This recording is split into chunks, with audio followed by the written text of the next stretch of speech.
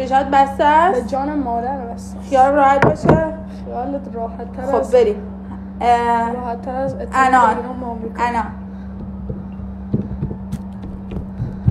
من برداشتم، حالا تو بگو. موز. خیار. اینجا بسته. حالا بگو. نارنگی. من برداشتم. لیمو. چیکاری؟ خب حالا تو بگو. سیب زمینی. برو بگو. پیاز. تقلب کردی.